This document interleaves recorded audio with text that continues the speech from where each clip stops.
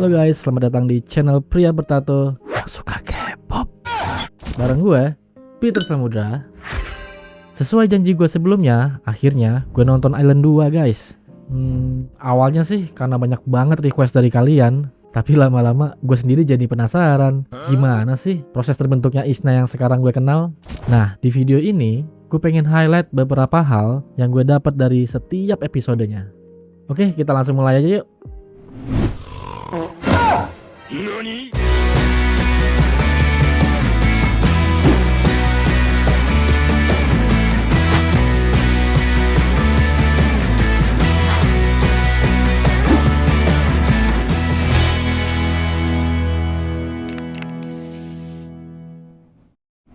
Begitu episode pertama dimulai, langsung perkenalan para produser ya guys. Ada Taeyang, Monica, Lee Jung, dan 2 produser lainnya.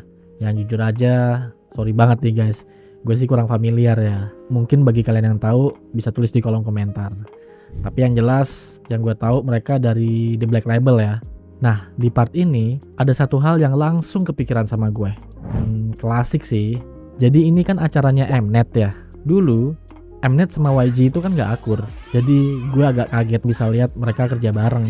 Ya walaupun sekarang The Black Label udah berdiri sendiri ya, tapi sama aja gak sih? Kan masih banyak orang-orangnya juga berasal dari YG.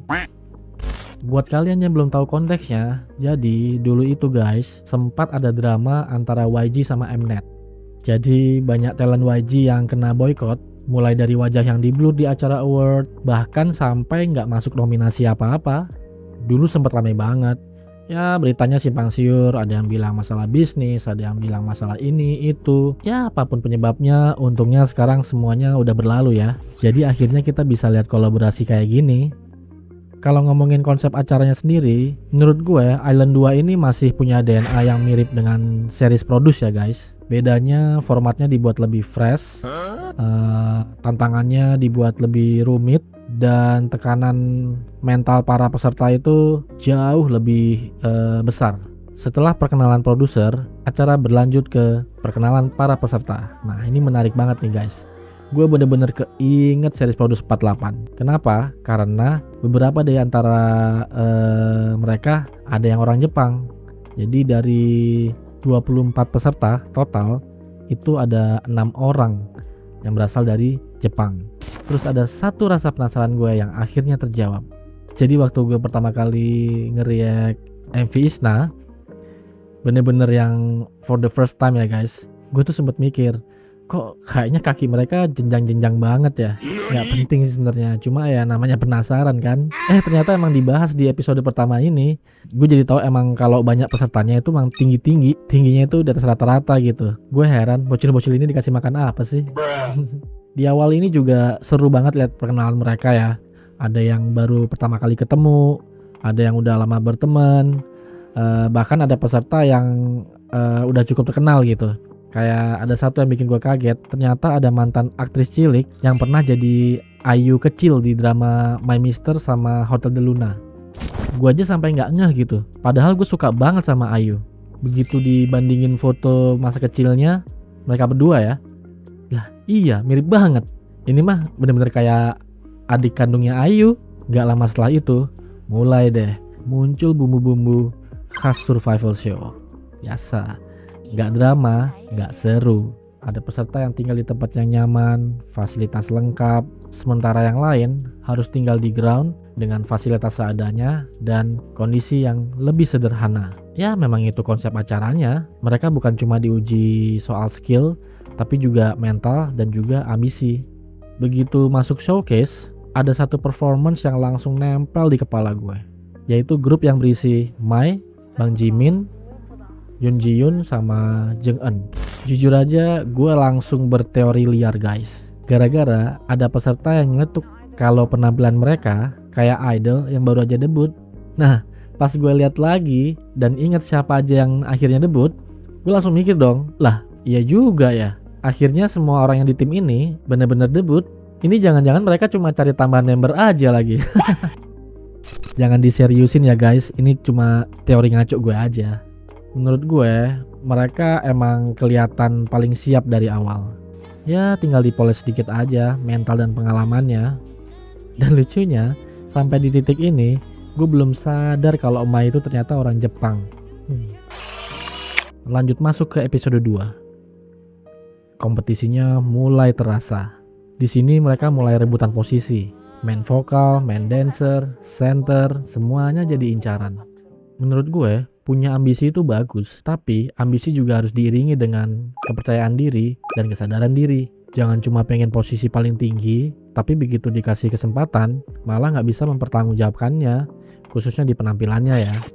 Lanjut, akhirnya mulai deh muncul drama rebutan part, rebutan posisi, sampai adu gengsi. Ya namanya juga Mnet, mereka emang jago banget bikin suasana makin tegang biar penonton ikut ke bawah.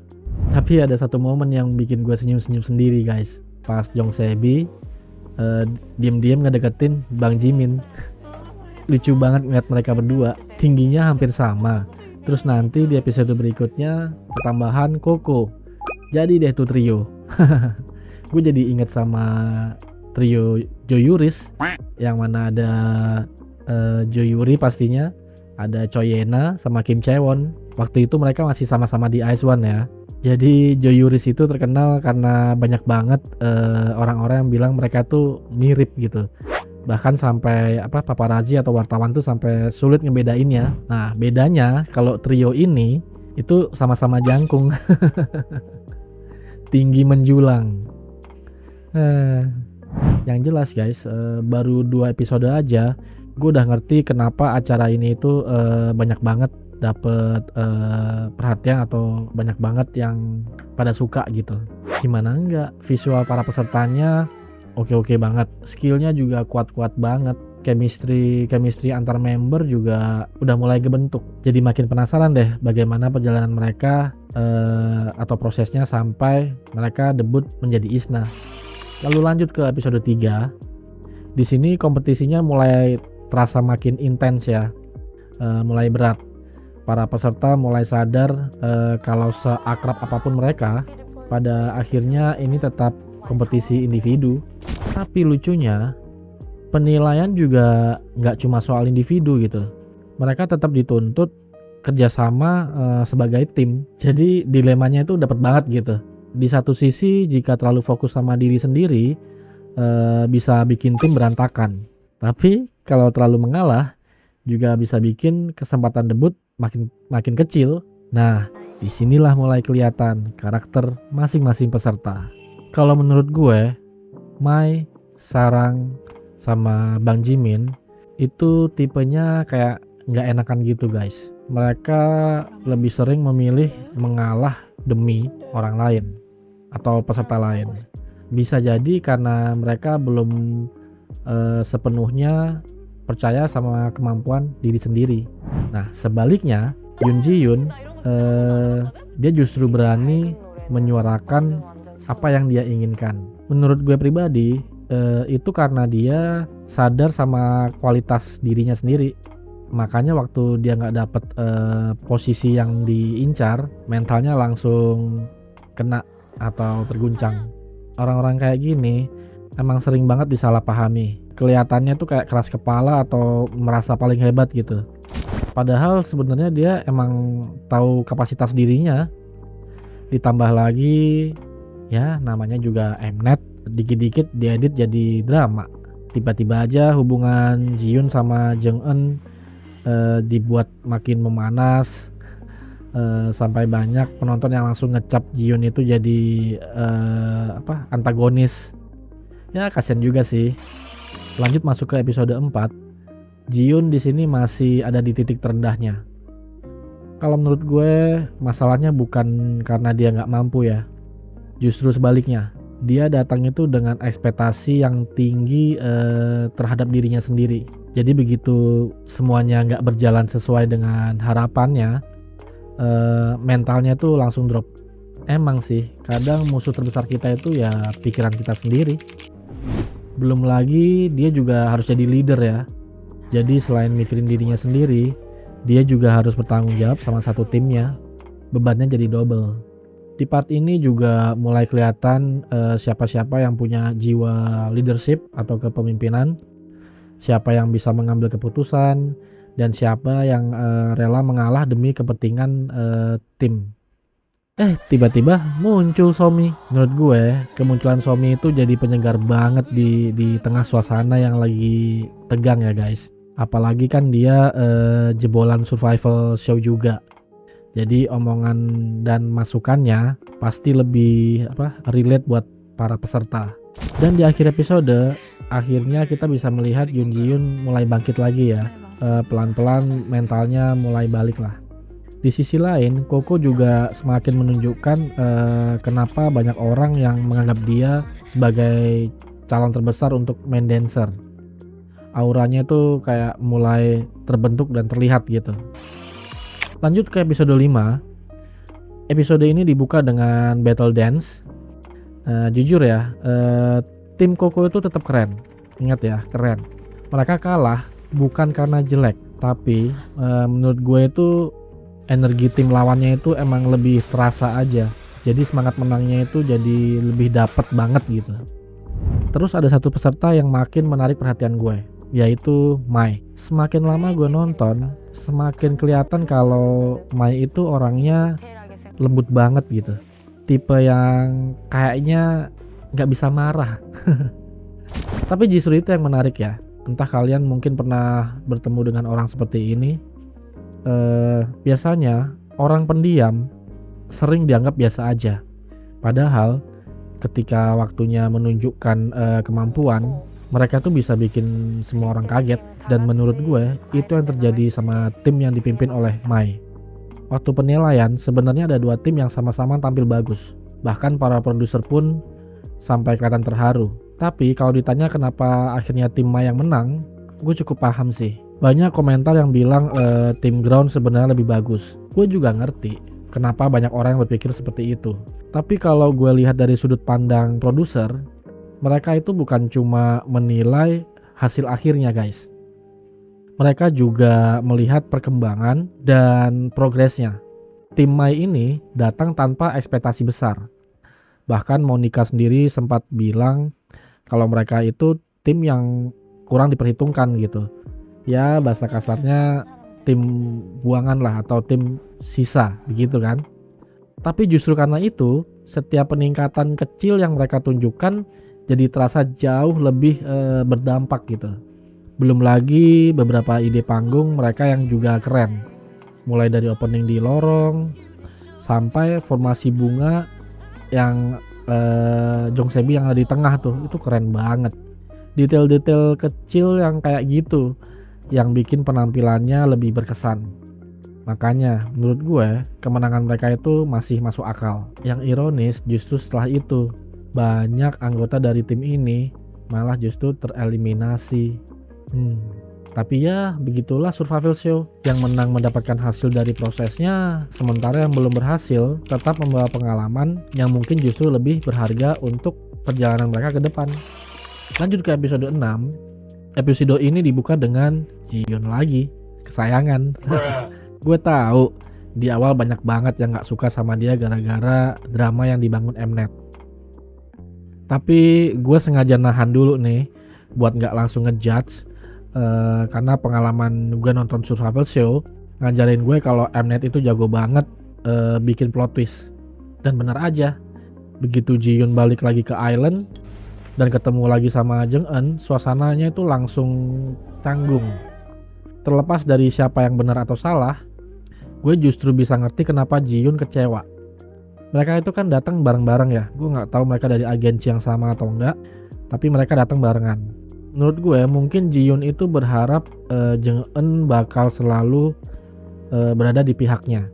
Nah ketika kenyataannya nggak sesuai harapan, rasa kecewanya itu jadi berlipat-lipat gitu.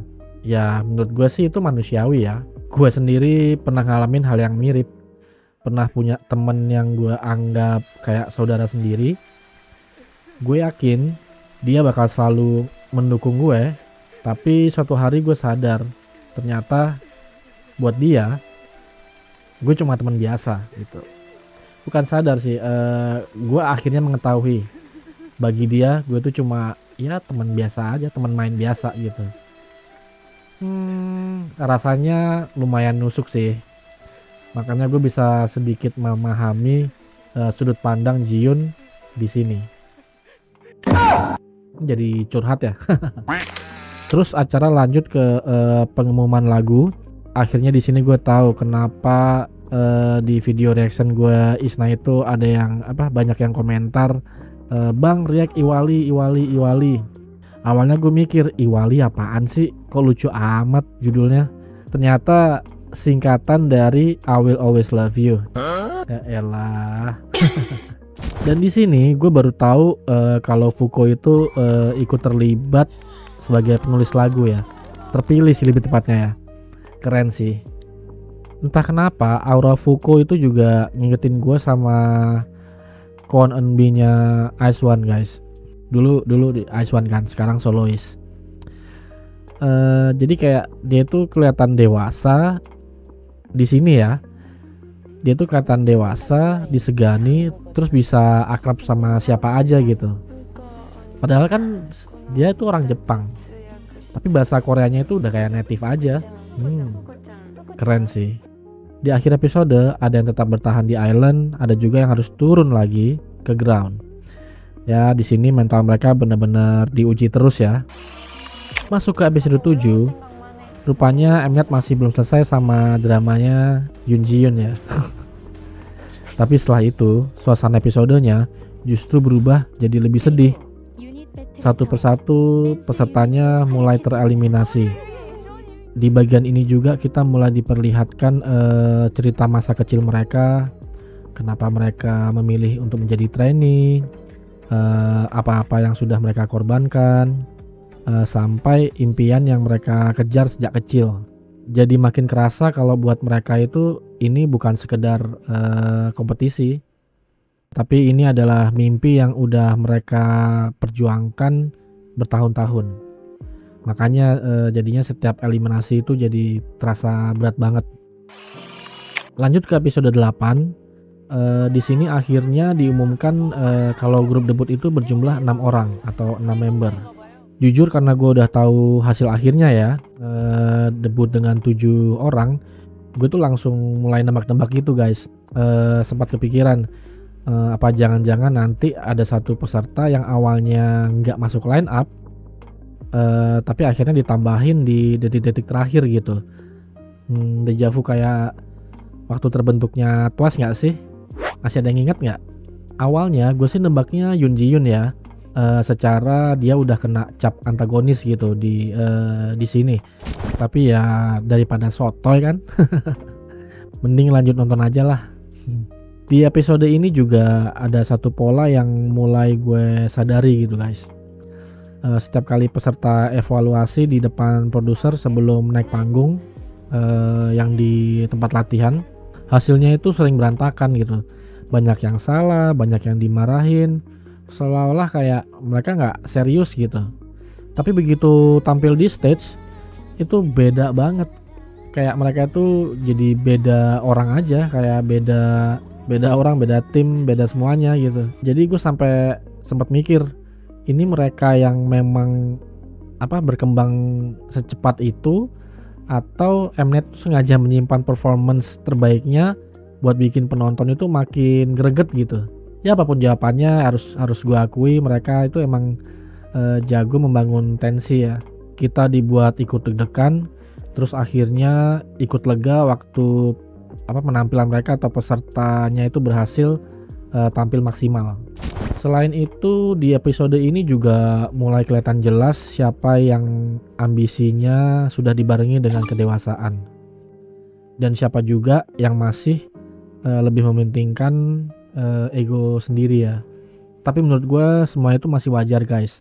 Kita harus ingat mereka ini kan masih muda, masih dalam proses belajar mengenal diri sendiri, belajar bekerja sama, dan belajar menerima kegagalan. Justru dari proses yang kayak gini karakter mereka itu bisa mulai terbentuk, dan mungkin itu juga yang sebenarnya ingin ditunjukkan oleh Island ya. Bukan cuma mencari idol yang paling berbakat, tapi juga siapa yang paling siap berkembang setelah debut gitu. Kita lanjut ke episode 9. Episode ini dibuka dengan perubahan ranking yang lumayan bikin kaget ya. Koko berhasil naik ke posisi kedua, sementara beberapa peserta lainnya yang sebelumnya di peringkat tinggi itu justru turun gitu. Di sini gue akhirnya makin sadar kalau di survival show itu gak ada yang benar-benar aman gitu posisinya. Bahkan Jung Eun pun yang dari awal tampil konsisten sempat turun peringkat. Makanya menurut gue jangan terlalu cepat puas akan sebuah pencapaian, apalagi di dunia hiburan ya guys. Di saat kita lagi menikmati hasil kerja keras, selalu ada orang lain yang latihan atau berlatih untuk menyusul kita gitu. Mereka maksudnya ya. Tapi kalau gue pribadi sih, gue tuh orangnya lebih suka bersaing sama diri gue sendiri versi kemarin. Jadi selama gue terus berkembang, itu udah cukup buat gue. Kalau kalian gimana? Lanjut, lalu akhirnya kita bisa lihat Yoon Ji Yoon dan Jung Eun mulai ngobrol lagi nih. Gemes banget sih lihat interaksi mereka. Kayak apa ya? Kayak dua sahabat yang saling ngambek aja gitu. Dan disinilah semuanya mulai terasa jelas ya guys. Seperti yang gue bilang sebelumnya, menurut gue Ji Yoon itu bukan marah karena benci, melainkan dia kecewa karena terlalu percaya. Sementara Jung Eun juga punya sudut pandangnya sendiri. Jadi menurut gue ini bukan soal siapa yang benar dan siapa yang salah. Ini tuh cuma proses mereka belajar memahami satu sama lain. Setelah itu ada scene dimana mereka itu latihan fisik di luar ruangan. Jujur guys, gue tuh ngakak sejadi-jadinya. Apalagi di saat lihat pelatihnya ya, yang auranya itu kayak serius banget sampai bikin para peserta itu langsung ciut gitu. Masuk ke bagian penampilan, dibuka dengan Koko dan Nam Yuju membawakan Spicy dari CL. Beneran guys, itu keren banget. Duo dancer dan rapper ini benar-benar menunjukkan performance dengan kualitas tinggi. Terus ada grup Money juga yang gak kalah gila. Di titik ini mulai kelihatan tuh siapa yang memang punya aura idol dari lahir. Dan yang paling merinding tentu aja duet Jung Eun sama Ji Yoon. Wow, karakter vokal mereka itu berbeda jauh banget guys. Tapi justru itu mereka jadi saling melengkapi. Jung Eun dengan karakter vokalnya yang sangat stabil, powerful, dan strong. Dia juga gue lihat suka bermain dengan apa ya bahasanya, riff and runs-nya itu bagus banget gitu. Dia punya vokal agility-nya itu gila gitu. Lalu Yoon Ji Yoon mempunyai karakter vokal yang lebih lembut dengan gaya yang apa ya, sangat-sangat unik hingga mengingatkan gue dengan karakter vokal seseorang yang begitu dengerin suaranya itu kita bisa langsung tahu guys, oh ini suaranya ini gitu, karena begitu sangat-sangat berkarakter, yaitu Rose Blackpink. Dan ternyata belakangan gue juga baru tahu emang Rose itu adalah role modelnya Yoon Ji Yoon. Jadi ya no wonder ya guys, pantas aja ada sedikit warna yang terasa familiar. Oh iya, waktu sebelum perform pas latihan, di saat Ji Yoon tiba-tiba dikasih saran oleh pelatihnya untuk ambil part high note dengan teriak apa itu kocak banget sih guys. Kok bisa-bisanya di saat momen seperti itu ada aja disempilin hal-hal yang komedik banget gitu. Kita udah masuk ke episode 10. Gak kerasa acaranya udah mau masuk final guys. Di episode ini peserta dengan ranking tertinggi mulai dapat privilege buat memilih tim dan lagu. Menurut gue ini adil, karena dari awal mereka memang berjuang buat dapat posisi terbaik. Tapi justru tantangan sesungguhnya itu muncul buat mereka yang gak kebagian pilihan pertama. Apakah mereka tetap bisa tampil maksimal meskipun nggak mendapatkan posisi yang diinginkan. Dan ada satu hal lagi yang gue suka dari Island dibandingkan dengan series Produce guys. Di sini para peserta juga diberi kesempatan buat saling memberi komentar saat latihan ya, pre-show. Menurut gue ini bagus banget karena mereka bukan cuma belajar tampil, tapi juga belajar melihat performance dari sudut pandang orang lain. Kita lanjut masuk ke tim yang dipimpin oleh Coco guys. Di sini sempat muncul dinamika antara Coco dan Sujung ya. By the way, untuk Sujung gue masih inget dia di saat dia ikut ini acara Survivor Show juga yang gue lupa namanya ya, kan Girl Street Dance Fighter gitu deh, tapi yang versi ini kan ya anak-anak sekolah ya, gue lupa namanya lah. Gue masih inget dia, tapi kan bedanya di saat acara itu kan dia datang bersama satu tim ya, yang emang udah seperti itu. Sedangkan di sini kan dia sendiri ya. Nah, kalau menurut gue ini tuh lebih ke perbedaan karakter aja guys. Sujung itu tipe yang idenya banyak dan sangat perfeksionis. Mungkin juga itu terbentuk karena dia terbiasa di grup sebelumnya gitu kan. Yang mana lebih fokus ke dance, jadi wajar kalau dia mempunyai banyak ide dibandingkan dengan Coco. Dan pastinya karena ini bukan acara survival pertama buat dia, dia jadi lebih berambisi dan lebih perfeksionis gitu. Terkadang orang seperti ini tuh tanpa sadar jadi mengambil alih semuanya karena merasa ingin memastikan agar hasilnya bagus gitu guys. Sementara Coco di sisi lain sebagai leader justru kelihatan masih kayak belajar memimpin gitu. Ya untungnya mereka akhirnya sama-sama sadar, dimana Sujung belajar untuk lebih percaya sama tim, lalu Coco juga belajar lebih percaya sama dirinya sendiri. Dan menurut gue proses kayak gini itu justru jauh lebih berharga daripada sekadar menang atau kalah. Kita lanjut masuk ke tim Into the New World. Merinding sih guys. Lagunya sendiri emang udah legend, berasal dari girl group yang legend dan dibawakan oleh peserta-peserta yang bertalenta yang menurut gue berhasil membawakan dengan sangat-sangat baik.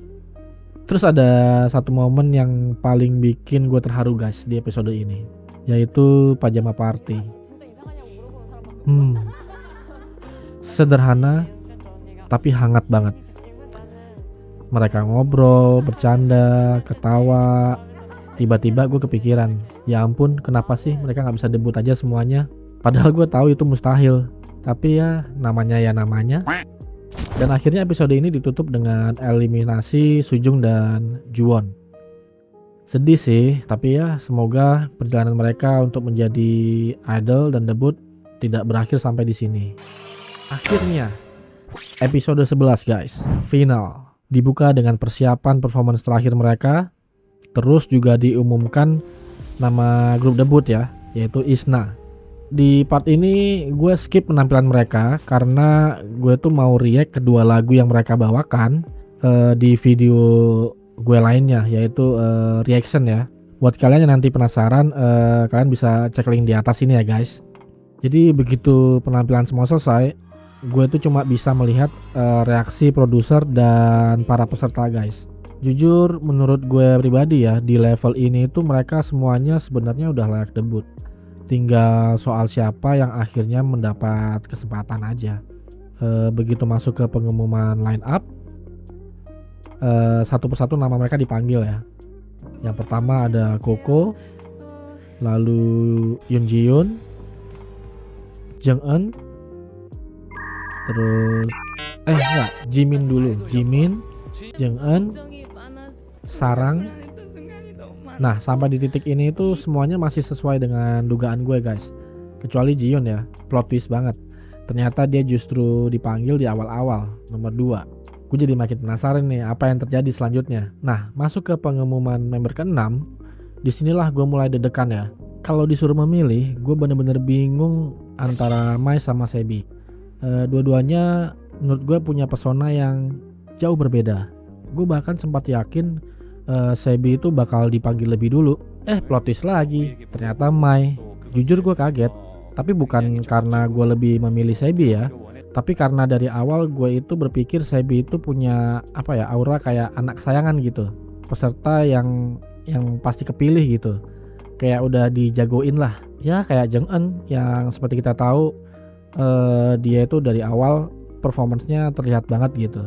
Sampai di titik ini berarti Sebi itu jadi member ke-7 kan. Nah, gue makin penasaran nih, apa yang menjadi penyebab dia akhirnya dimasukin ke line up debut. Di tengah-tengah final tiba-tiba ada Jo Yuri muncul. Seneng banget lihat dia ada di acara ini. Acara berlanjut, lalu Taeyang berdiri dan mengumumkan kalau produser memutuskan untuk menambah satu member lagi ke dalam grup debut. Oh, jadi begitu ceritanya, pikir gue guys.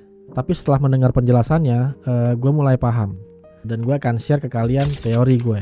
Sebelumnya, ini murni teori pribadi gue sebagai penikmat K-pop ya guys. Jadi kalau kalian gak setuju, ya gak masalah.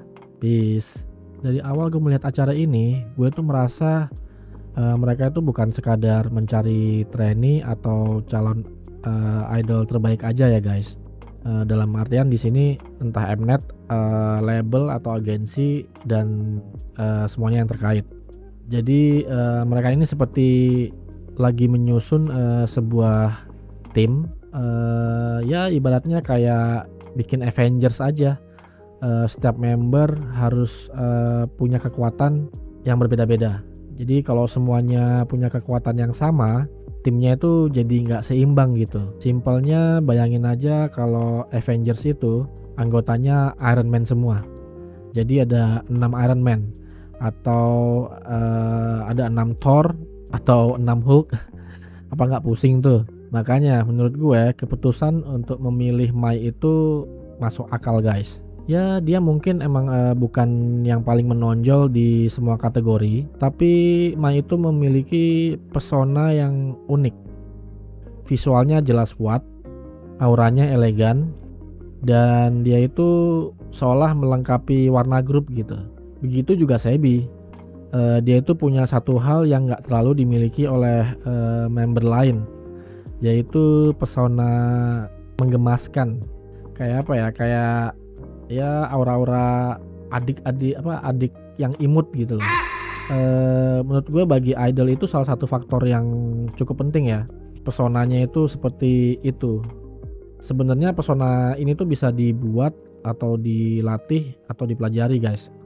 Nah tapi Sebi ini benar-benar kelihatan natural banget. Ya seolah kayak emang karakter aslinya seperti itu. Ditambah lagi dia juga all rounder guys. Jadi menurut gue sayang banget kalau harus melepas dia gitu. Gue justru merasa formasi Isna ini jadi jauh lebih lengkap dengan adanya Sebi. Dan menurut gue juga itu adalah salah satu keputusan terbaik yang dibuat dari acara ini. Terus gimana dengan Fuko bang? Fuko kan dari awal bagus banget, banyak dipuji produser, disenangi oleh para peserta lainnya, leadershipnya kuat. Jika ada yang bertanya seperti itu, tenang, gue juga setuju kok dengan kalian. Bahkan gak hanya Fuko, Namyuju juga. Tapi ayo kita bedah, kenapa Namyuju dan Fuko akhirnya gak dipilih. Ingat ya, ini hanya teori pribadi gue. Tapi sebelumnya kita harus paham dulu kalau 5 member awal itu dipilih dari voting ya guys. Member ke-6 dan ke-7 itu baru dipilih oleh produser. Jadi kita berbicara di sini soal Sebi, Mai, Namyuju dan Fuko. Jadi gue nggak akan membahas 5 member yang sudah di posisinya ya. Sebenarnya menurut gue ini hanya masalah faktor keberuntungan dan jodoh-jodohan guys. Maksudnya seperti yang kita tahu, Fuko itu adalah salah satu peserta yang serba bisa juga, all rounder checklist, personalitinya checklist, ramah ke semua orang checklist, leader yang baik terbukti. Dan kalau dilihat dari bakat dan talenta, Jujur aja emang dia ini lebih kuat dibandingkan Sebi dan Mai. Tapi ada tapinya. Sayangnya karakternya sendiri itu menurut gue kurang bold. Bold di sini itu maksudnya gimana ya jelasinnya? Jika bicara soal vokal bagus, dia emang bagus. Tapi udah ada Jung Eun dan Yoon Ji Yoon dengan karakter vokal yang apa ya, yang lebih kuat gitu karakternya, pesonanya. Dan untuk Case Nam Yuju sama, di posisi dance udah ada Koko dan Sarang yang juga sama-sama bisa nge-rap. Makanya menurut gue mereka ini nggak debut di grup ini bukan karena mereka kurang bagus, melainkan karena yang lain itu lebih punya karakter. Maksudnya itu karakternya itu benar-benar berbeda dari satu sama lain. Karena menurut gue nggak bagus kalau dalam satu grup itu ada dua karakter yang hampir-hampir sama gitu guys. Itulah kenapa gue bilang nggak berjodoh. Kalau kalian bertanya ke gue terlepas dari faktor itu semua, apa Fuko dan Nam Yujo layak debut di ISNA? Gue pribadi sih kalau seandainya ISNA ini bisa debut dengan 9 member, ya cuma mereka berdua yang bisa mengisi tempat itu. Tapi jika seandainya itu benar terjadi, apakah jadi keputusan yang terbaik? Belum tentu. Ingat, selain sudah punya duo vokal yang kuat, rata-rata semua member yang di line up debut itu all rounder. Jadi pembagian posisinya akan sulit gitu guys. Ya kesimpulan akhir gue, ISNA ini grup yang gak bisa diremehin sih kalau soal talenta. Buat gue mereka itu kayak sekumpulan wanita yang cantik-cantik, seolah-olah hanya itu yang mereka punya. Padahal di baliknya itu ada bakat dan talenta yang luar biasa.